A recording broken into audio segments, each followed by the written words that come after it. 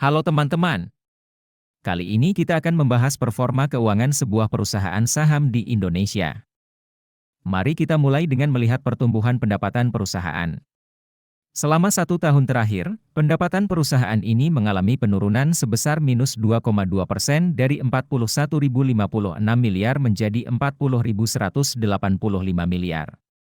Jika kita melihat secara historis selama 5 tahun terakhir, CAGR, pertumbuhan pendapatannya mencapai minus 0,7%.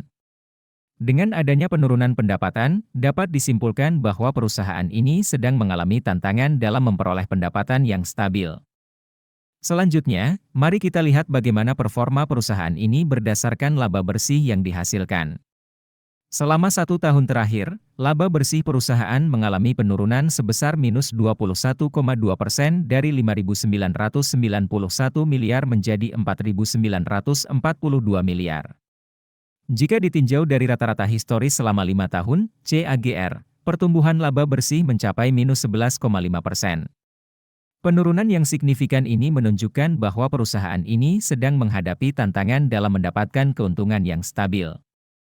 Mari kita lihat juga profitabilitas perusahaan ini. Gross profit marginnya meningkat dari 47,4% menjadi 48,3% tahun ini. Sementara itu, net profit marginnya mengalami penurunan dari 14,6% menjadi 12,3%.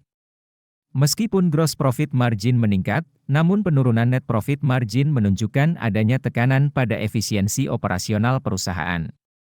Sekarang, mari kita melihat posisi perusahaan berdasarkan return on asset, ROA, dan return on equity, ROE. ROA tahun ini sebesar 26,1%, sedangkan ROE sebesar 91,8%. Jika kita bandingkan dengan tahun sebelumnya, ROA mengalami penurunan dari 29,6% menjadi 26,1%. Sedangkan ROE juga mengalami penurunan dari 104,5% menjadi 91,8%. Penurunan ini menunjukkan bahwa perusahaan ini sedang menghadapi tantangan dalam memanfaatkan aset dan ekuitasnya secara efektif. Sekarang, mari kita lihat kesehatan keuangan perusahaan ini berdasarkan debt to equity.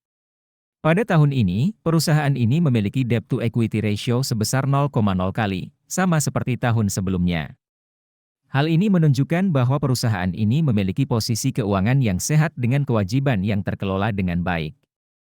Sebagai informasi tambahan, berdasarkan skor kerangka investasi fundamental ala Warren Buffett, perusahaan ini mendapatkan 4 poin dari total 6 poin. Skor yang baik menunjukkan bahwa perusahaan ini memiliki fundamental yang kuat. Untuk informasi lebih detail mengenai skor ini, bisa teman-teman akses melalui aplikasi investor yang bisa teman-teman dapatkan melalui link di deskripsi. Baiklah, sekarang kita akan membahas tahap yang paling ditunggu-tunggu, yaitu valuasi.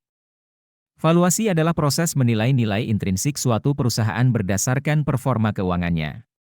Margin of safety adalah selisih antara harga saham saat ini dengan nilai intrinsik perusahaan. Dalam konteks ini, kita akan melihat valuasi saham Unfair. Berdasarkan analisis, fair value saham Unfair saat ini adalah 5.747, sedangkan harga sahamnya adalah 3.430.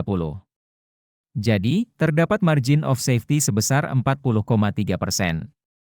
Margin of safety adalah sebuah konsep yang diperkenalkan oleh Benjamin Graham, di mana investor membeli saham dengan harga yang jauh lebih rendah dari nilai intrinsiknya, sehingga mengurangi risiko kerugian.